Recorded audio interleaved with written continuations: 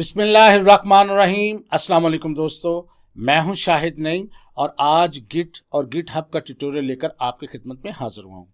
हो सकता है आपने ये नाम पहले सुना हो और ये भी हो सकता है कि आप ये नाम पहली दफ़ा सुन रहे हो, लेकिन ये मैं आपको बता दूं कि जितना ये नाम आपके लिए नया है ये उससे ज़्यादा अहम है। अगर आप किसी भी वेब डेवलपमेंट की फील्ड में जाना चाहते हो, ऐप डेवलपमेंट की फील्ड में जाना चाहते हो, सॉफ्टवेयर डेवलपमेंट की फील्ड में जाना चाहते हो, कोडिंग में जाना चाहते हो या इस तरह की किसी भी फील्ड में जाना चाहते हो, प्रोफेशनली किसी ऑर्गेनाइजेशन के साथ जुड़ना चाहते हो, जॉब करना चाहते हो या इंटरनेशनली काम करना चाहते हो, तो फिर गिट और गिट हब का नाम आपको सुनना पड़ेगा। ये बहुत ही इंपॉर्टेंट है। हो सकता है अगर आपने ये नाम पहली दफ़ा सुना है तो आपको थोड़ा कॉम्प्लिकेटेड लग रहा हो, लेकिन ये जितना आपको कॉम्प्लिकेटेड लग रहा है उससे ज़्यादा आसान है, लेकिन इम्पॉर्टेंट बहुत ज़्यादा है। तो इसलिए आपने इसको गौर से समझना है, सुनना है।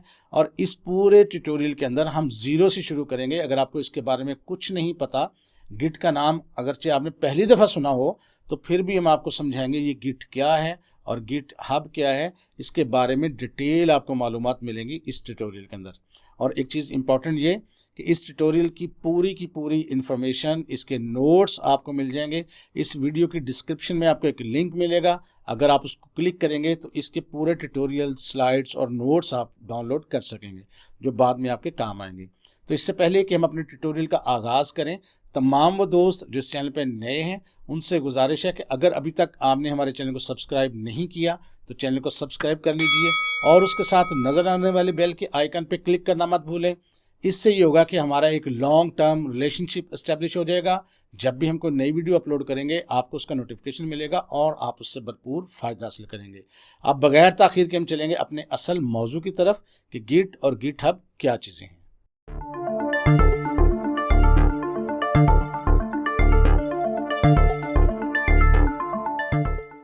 तो दोस्तों, गिट और गिट हब दो मुख्तलिफ चीज़ें हैं। इसको समझेंगे ये कहाँ काम आती हैं और क्या करती हैं। इसको समझने से पहले हमें एक चीज़ मज़ीद समझने की ज़रूरत होगी, वो क्या है? Version control system. एक टर्म इस्तेमाल होती है VCS यानी वर्जन कंट्रोल सिस्टम। हम देखेंगे कि ये वर्जन कंट्रोल सिस्टम आखिर होता क्या है। पहले तो आप समझ लें कि वर्जन क्या होता है। जैसे ही हम कुछ सॉफ्टवेयर बनाते हैं तो हम उसका एक वर्जन रिलीज़ करते हैं। जैसे अगर आपको पता होगा कि पहले विंडोज़ 95 थी, फिर विंडोज़ 7 आ गई, फिर विंडोज़ 2000 आ गई, फिर विंडोज़ 10, फिर विंडोज़ 11। ये क्या चीज़ें हैं? ये है तो ऑपरेटिंग सिस्टम ही, लेकिन उसका लेटेस्ट वर्जन कुछ नई खूबियों के साथ, कुछ एक्स्ट्रा यूटिलिटीज़ के साथ आपके पास अवेलेबल होता है। इसलिए जब भी हम डेवलपमेंट करते हैं, जब भी कोई हम सॉफ्टवेयर डेवलप करते हैं तो उसका एक वर्जन रिलीज़ होता है और हो सकता है उस पर बहुत सारे लोग मिलके काम कर रहे हों और मुख्तलिफ जगहों से मुख्तलिफ लोग उसमें मज़ीद कुछ चीज़ें, यूटिलिटीज़, कुछ खूबियाँ उसके अंदर या फंक्शनैलिटीज़ ऐड करें। तो फिर थोड़ी देर बाद हम एक नया वर्जन जो है वो इंट्रोड्यूस करवा दें, उसके बाद एक नया वर्जन इंट्रोड्यूस करवा दें और चीज़ें वही होती हैं लेकिन कुछ अजाफी खूबियों के साथ। लेकिन उन चीज़ों को कैसे कंट्रोल किया जाता है? फ़र्ज़ करते हैं एक साहब जो हैं पाकिस्तान के किसी शहर में बैठ के काम कर रहे हैं, दूसरे साहब जो हैं किसी और मुल्क के किसी शहर से बैठ के बात काम कर रहे हैं और कोई शख्स किसी और जगह से काम कर रहा है। उन सबको कंबाइन करके एक जगह पर कैसे हम सिस्टम को जनरेट करते हैं, इसे कहते हैं वर्जन कंट्रोल सिस्टम। और ये भी हो सकता है कि एक साहब को डिफरेंट ऑपरेटिंग सिस्टम पे काम कर रहे हों, एक साहब को डिफरेंट ऑपरेटिंग सिस्टम पे काम कर रहे हों, या बड़ी ऑर्गेनाइजेशंस होती हैं उसमें क्या होता है, अगर आपने कोई चीज़ डेवलप करनी है तो हो सकता है मुख्तलिफ प्रोग्रामर्स हों। कोई एक कमरे में बैठा है, किसी के ज़िम्मे अकाउंट्स का काम है, किसी के ज़िम्मे सेल्स का काम है, किसी के ज़िम्मे परचेज़ का काम है, किसी के ज़िम्मे जो है वो एनालिटिक्स का काम है। मुख्तलिफ लोग काम करके एक सॉफ्टवेयर के अंदर अपडेट्स कर रहे होते हैं। तो फिर वो कैसे इकट्ठे करने हैं, कैसे उनको जोड़ना है, किसने कंट्रोल करना है, इन तमाम चीज़ों को वर्जन कंट्रोल सिस्टम जो है वो अपडेट करता है। तो सबसे पहले हम देख लेते हैं, उम्मीद है कि थोड़ा बहुत आपको आइडिया हो गया होगा कि वर्जन कंट्रोल सिस्टम क्या होता है। तो वर्जन कंट्रोल सिस्टम क्या कहते हैं, किसको कहते हैं? A version control system is a tool or software that helps you track changes made to files over time. यानी ये इस चीज़ में आपकी मदद फराहम करता है कि आपने जो प्रोजेक्ट बनाया है उसमें आपने किस फाइल में कौन सी तब्दीली की है और कहाँ से की गई है। और ये क्या आपको खूबियाँ देता है? Save different versions of a project. ये एक प्रोजेक्ट के मुख्तलिफ वर्जन आप बना सकते हैं, मुख्तलिफ उसकी कॉपीज़ बना के मुख्तलिफ चीज़ें उसमें आहिस्ता आहिस्ता शामिल कर सकते हैं। Go back to an earlier version if needed. अगर आपने कोई नया काम किया है, तो तब्दीली की है और बाद में पता लगा यार ये काम तो ठीक नहीं हुआ, तो आप पिछले वर्जन पर वापस जा सकते हैं। ये कौन सी चीज़ करेगी? ये वर्जन कंट्रोल सिस्टम करके देगा आपको। इसी तरह work with the team without losing any updates. अगर आपके पास बहुत बड़ी टीम है और सब लोग मिलके काम करना चाहते हैं, तो आप चाहते हैं कोई अपडेट मिस भी ना हो और टीम हम मिलके काम करें, तो फिर वो वर्जन कंट्रोल सिस्टम आपके सिलसिले में सपोर्ट करता है। See who change what and when, और ये दिखाता है कि कब किसने कौन सी फाइल में क्या तब्दीली की। देखिए कितना कॉम्प्लिकेटेड काम है। अगर हम एक जगह काम कर रहे हैं और मुख्तलिफ लोग मुख्तलिफ फाइल्स में तब्दीलियाँ कर रहे हैं, और ये भी हो सकता है कि एक ही फाइल में तब्दीली कर रहे हैं और मुख्तलिफ जगहों पर तब्दीलियाँ कर रहे हो, तो ये वर्जन कंट्रोल सिस्टम हमें बताता है किसने कहाँ से कब क्या तब्दीली की। तो ये बड़ी ज़बरदस्त चीज़ है, इसके बगैर हम आगे नहीं चल सकते। लिहाजा जो लोग डेवलपमेंट की फील्ड में आना चाहते हैं या प्रोफेशनली इस फील्ड में आना चाहते हैं, वो इस चीज़ को बड़े गौर से समझे, और बड़ा आसान है, कोई इसमें मुश्किल नहीं है। अब इसमें मज़ीद चीज़ें देखते हैं कि कौन सी एग्जाम्पल हैं जो वर्जन कंट्रोल सिस्टम है, वो कौन से सॉफ्टवेयर हैं। इसकी काफ़ी सारी एग्जाम्पल्स हैं, लेकिन उसमें सबसे पहले जो नाम आता है टॉप पे वो है गिट। गिट जो है ये एक सॉफ्टवेयर है, एक ऐसा वर्जन कंट्रोल सिस्टम का प्रोग्राम है जो ये सारे काम करके देता है आपको। आपके चेंजेस जो हैं उसको ट्रैक करता है, आपके वर्जन को कंट्रोल करता है, अगर कोई ख़राबी होगी तो आप पीछे मूव कर सकते हैं, किसने कहाँ से क्या तब्दीली की वो चीज़ें देख सकते हैं। अपने रिमोट यानी रिमोटली आप चीज़ों को मैनेज कर सकते हैं, और आप लोकल कंप्यूटर पे भी मैनेज कर सकते हैं। बहुत कुछ हो सकता है जो यहाँ पर हम देखेंगे। तो ये गिट क्या है, ये डिस्ट्रीब्यूटेड VCS है। डिस्ट्रीब्यूटेड क्या होता है अभी हम बताते हैं आपको। और ये क्या है, मोस्ट पॉपुलर, सबसे ज़्यादा काम आने वाला, सबसे ज़्यादा यूज़ होने वाला है, use by developers to track code changes. Developers इसको यूज़ करते हैं ताकि वो देख सकें कि कहाँ से किस कोड की फाइल में क्या तब्दीली की गई है। इसके अलावा भी काफ़ी सारी चीज़ें हैं, सब वर्जन के नाम से है, इसके अलावा मर्कूरियल के नाम से एक है, CVS के नाम से है, परफोर्स के नाम से, ये काफ़ी सारी चीज़ें हैं। लेकिन इसमें टाइप्स दो हैं, एक को हम कहते हैं सेंट्रलाइज VCS, उसमें क्या होता है कि all data is stored in one place, एक ही जगह पर डाटा स्टोर होता है, सारे वहाँ से उसको यूटिलाइज कर रहे होते हैं। और एक होता है डिस्ट्रीब्यूटेड VCS। डिस्ट्रीब्यूटेड VCS क्या होता है कि every user has a full copy, यानी पूरा प्रोजेक्ट है उसके पास पूरी कॉपी होती है और उसके अंदर वो तब्दीलियाँ करता है। और हम जिसको डिस्कस करने वाले हैं जिस VCS को, यानी जिस वर्जन कंट्रोल सिस्टम को, वो है गिट। और गिट क्या होता है, डिस्ट्रीब्यूटेड VCS है, यानी हर बंदे के पास उसकी एक कॉपी होती है। तो मैं उम्मीद करता हूँ आपको वर्जन कंट्रोल सिस्टम की समझ आ गई होगी। अब हम बात करेंगे स्पेसिफिकली गिट की कि गिट क्या चीज़ है। तो सबसे पहले देखते हैं हम गिट क्या है। It's a version control system. बात हम कर चुके हैं कि वर्जन कंट्रोल सिस्टम क्या होता है। तो गिट क्या है, एक वर्जन कंट्रोल सिस्टम है used to track changes in a code और फाइल। जो किस लिए इस्तेमाल होता है, आपकी फाइल्स के अंदर, आपके कोड के अंदर जो चेंजेस होती हैं उसको देखने के लिए। क्रिएटेड बाय लिनस टॉरवेल्ड्स इन 2005, 2005 में ये बनाया गया था। ये क्या है, इसके फ़ायदे क्या हैं, फ्री एंड ओपन सोर्स, यानी एक तो ये फ्री है, कोई पैसे आपको खर्च नहीं करने पड़ते, ना इसको डाउनलोड करने के लिए, ना इसको सीखने के लिए, ना इसको यूज़ करने के लिए। और ओपन सोर्स, ओपन सोर्स से मुराद ये होता है कि कोई भी किसी भी जगह जाके इसका पूरा कोड ले सकता है और उसमें अपनी मर्जी के हिसाब से तब्दीली कर सकता है। डिस्ट्रीब्यूटेड वर्जन कंट्रोल सिस्टम, क्योंकि हर एक के पास अपनी अलग अलग कॉपी होती है और उसमें तब्दीलियाँ कर सकता है, तो ये डिस्ट्रीब्यूटेड वर्जन कंट्रोल सिस्टम है। उसके बाद ये फास्ट है, सिक्योर है और रिलायबल है। इसके आप पूरी तरह से भरोसा कर सकते हैं, बिल्कुल सिक्योरिटी होती है इसमें। Track changes with full history, जैसे जैसे आप इसमें तब्दीलियाँ करते रहते हैं, पूरी हिस्ट्री आपके पास होती है कि कब कहाँ किस वक्त क्या तब्दीली की गई, और ये बहुत ज़रूरी होता है। अनेबल्स टीम कोलैबोरेशन, और टीम के साथ मिलकर काम करने की आपको सलाहियत पैदा करके देता है, सलाहियत देता है कि आप मुख्तलिफ लोगों के साथ मिलकर एक ही प्रोजेक्ट पे काम कर सकें। तो ये था गिट। अब इसके साथ एक नई टर्म भी आपको साथ ही मिलेगी, गिट बैश। गिट बैश क्या चीज़ है, ये दोनों का कॉम्बिनेशन है, यानी जब आप गिट इंस्टॉल करते हैं तो गिट बैश भी उसके साथ ही आपके पास आता है। लेकिन होता क्या है, अ कमांड लाइन टूल या टर्मिनल कह सकते हैं। जिस तरह आप कमांड प्रॉम्प्ट पे काम करते हैं ना, CMD अगर लिखें हम विंडोज़ के अंदर तो एक विंडो खुल जाती है, छोटी सी विंडो होती है जिसके ऊपर प्रॉम्प्ट होता है, वहाँ पर हम कुछ कमांड टाइप करते हैं, उस पर अमल किया जाता है। जिस तरह लाइनक्स वगैरह में होता है, डिस्क ऑपरेटिंग सिस्टम में होता है, इस तरह that allows you to run Git commands. इस कमांड विंडो के अंदर आप गिट कमांड्स को रन कर सकते हैं। Comes bundled when you install Git on Windows, और ये बंडल्ड होता है यानी मिक्स होता है, पैक होता है गिट के साथ ही। जब आप इसको इंस्टॉल करते हैं तो ये खुद ब खुद ही इंस्टॉल हो जाता है, यानी कोई अलग से चीज़ नहीं है, बस एक टर्मिनल है जहाँ पर इसकी कमांड्स को हम इस्तेमाल करते हैं। ठीक है। तो ये गिट और गिट बैश आप एक ही चीज़ को समझें, इसमें कोई परेशान होने की ज़रूरत नहीं है। तो लिहाजा एक नाम डिफरेंट है थोड़ा बहुत और आइकन में फ़र्क है, तो मैंने आपके साथ थोड़ा सा डिस्कस कर लिया। अब इसके बाद जो दूसरी चीज़ आती है वो है गिट हब।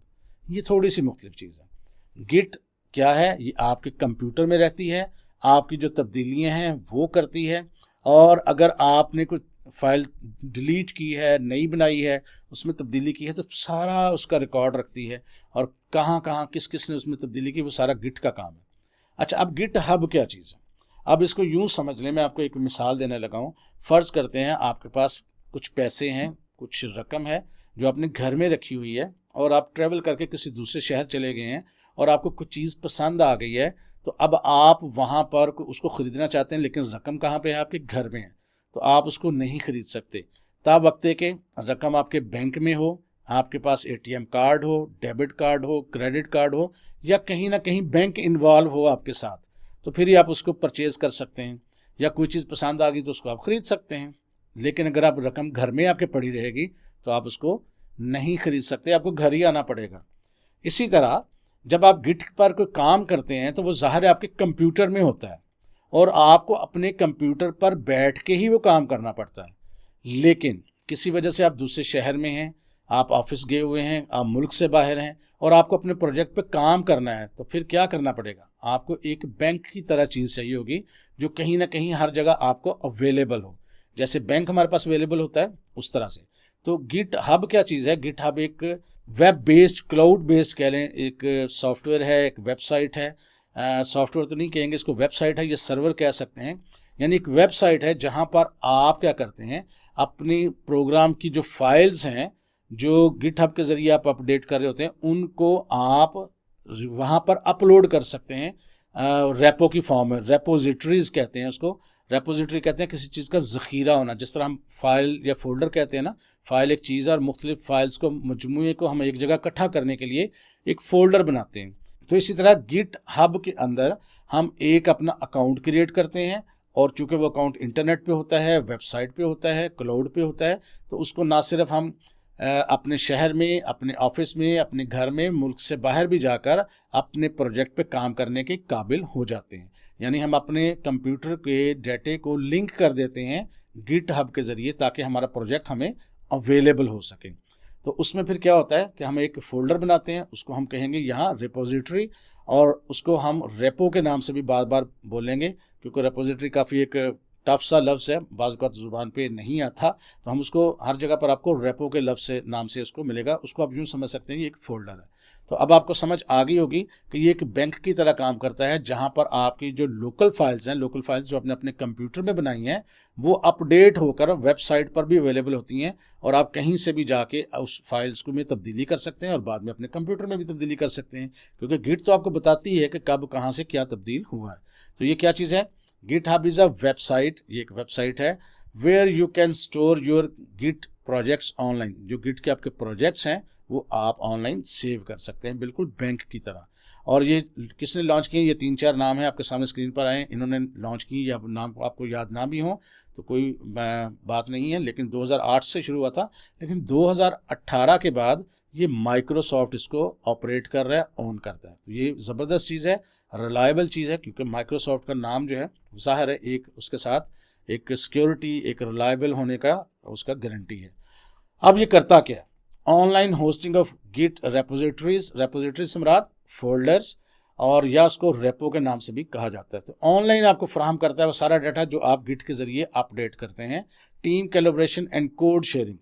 अब आपका टीम का मेंबर घर बैठा है, ऑफिस में बैठा है, किसी दूसरे शहर में बैठा है, किसी दूसरे मुल्क में बैठा है, वो आपके साथ मिलकर काम कर सकता है एक ही प्रोजेक्ट के अंदर। Issue tracking for bugs and task. जो आपके मुख्तलिफ़ किस्म के बग्स कहते हैं, आप एरर्स कह लें इसको, या मुख्तलिफ़ किस्म के जो काम करते हैं उन तमाम चीज़ों को ट्रैक करता है। पब्लिक एंड प्राइवेट रेपोजिटरीज, इसके अंदर आप अपनी प्राइवेट रेपोजिटरी भी बना सकते हैं ताकि सिर्फ आप ही काम कर सकें, और पब्लिक भी बना सकते हैं ताकि दूसरे लोग भी उसको देख सकें। और बहुत सारी रेपोजिटरीज ऐसी होती हैं पूरी दुनिया के अंदर जिनको आप देख सकते हैं, आप उनको डाउनलोड कर सकते हैं, अपने कंप्यूटर में लेके आ सकते हैं। कैसे करेंगे ये इंशाल्लाह ताला देखेंगे। तो ये गिट हब क्या चीज़ है? ये एक वेबसाइट है।